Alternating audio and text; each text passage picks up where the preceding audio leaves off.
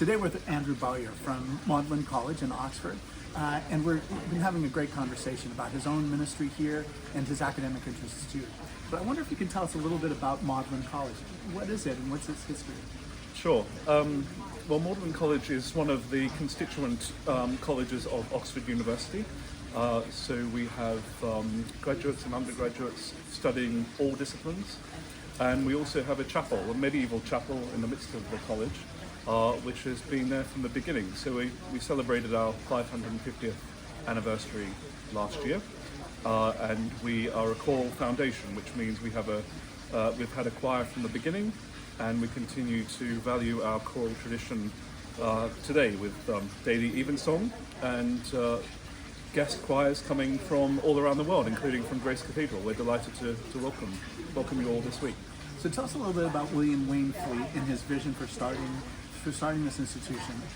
What do you think you would think of it now, all these years later?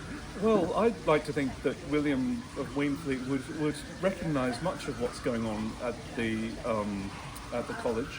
I mean, he was a pre-Reformation bishop, so he might be a bit surprised about the Book of Common Prayer and various other developments since. But I think he'd recognise the pattern of worship that we have.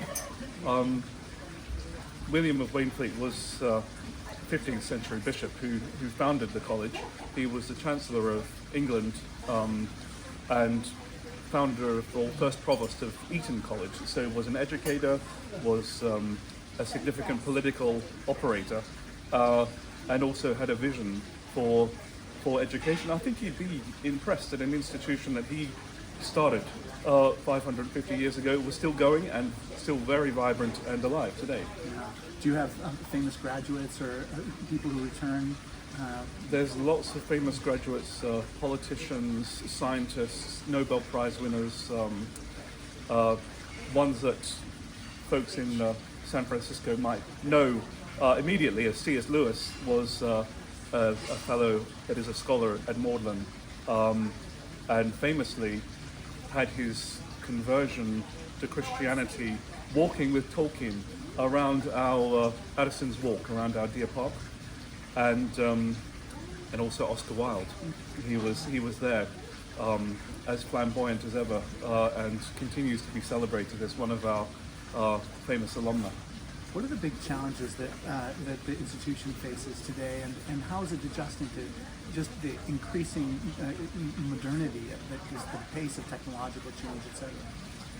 Well, we were just having a conversation about AI and how that's impacting on teaching and research in the humanities, providing lots of opportunities, but also huge challenges in terms of ethics and legal frameworks and ethical frameworks catching up with the opportunities in AI.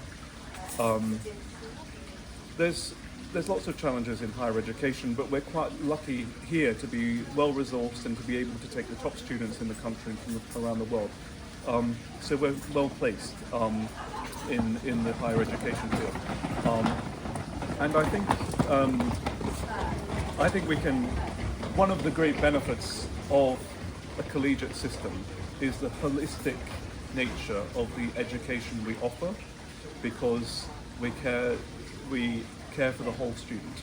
We have the chapel where people can pray, interfaith activities, we all eat together, we study together, and now we're entering the summer, so there's going to be lots of lovely parties and garden parties and celebrations as we come to the end of the academic year. So it's a whole formation of the person in terms of their intellect, their spirit, their mind, body, and so I think that's something we really value and continue to focus on. Yeah, it must be hard to leave the environment and leave the close friendships that are formed here, and to go out and around the world, like you said. I mean, your students will be in every continent. Yep. I mean, they'll go on to all different things, and a lot of them will. For a lot of them, though, by the time they've done 3 or 4 years or a graduate program, they are itching to get into the workforce and to the civil service or into corporate life, where they'll make a big impact. So. They're pretty robust students. I mean, they're at the top of their game, and so we're very confident in their abilities going forward. Yeah, that's great. And what an enriched environment too. The kinds of conversations you can have, it's fantastic. One of my last question for you before we go is, from here, you're rushing off to do volunteer counseling. I wonder if you can talk a little bit about what motivated you to get your degree in counseling and to do this work to help people one-on-one. Yeah. Well, I trained as a psychotherapist over the last few years. I see it as totally in continuity with my priestly formation and vocation. Listening very attentively and closely to people who are in need or feels like a great privilege. It also helps. I mean, one of my responsibilities in Magdalen is to be part of the welfare team, in which we serve the whole college community in terms of their pastoral care. So all of those skills are really helpful in the chaplaincy role. Definitely, and I've got to say, I mean, just from my own personal experience, you took such an interest in my life, and everything from the moment we first met and started talking was about me, and you had to direct the conversation to you because you do have a heart for this kind of ministry. Thank you so much for joining us, Andrew. It's been a pleasure. Yeah. Good. So this is Andrew Bowyer at Magdalen College, Oxford, and my name is Malcolm Clemens Young. I'm the Dean of Grace Cathedral in San Francisco, California. Thanks for watching. More good news.